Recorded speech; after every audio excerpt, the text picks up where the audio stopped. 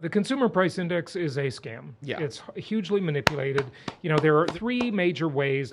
First of all, let's understand the incentives, right? So when we had that really bad inflation in the late 1970s and early 80s, they started manipulating the consumer price index, the most widely used measure of inflation, very heavily. And they do it in three major ways. Well, first the incentives and the reason to do it, and then I'll go into the three ways. Of course.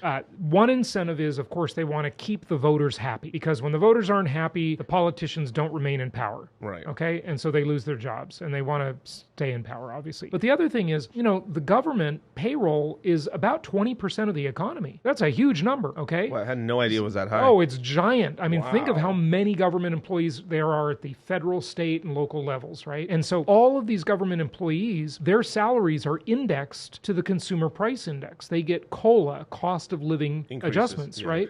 And so if the CPI is high, and it were to be accurate and they were to say, okay, you know, inflation is 15 to 17%, that's the kind of raises they would have to give people. And so that would be unaffordable for government. Right. Now, the other thing is all of the government benefits, Social Security, disability, whatever, all of the Medicaid, welfare state, right? And Social Security isn't exactly the welfare state, but you get the idea.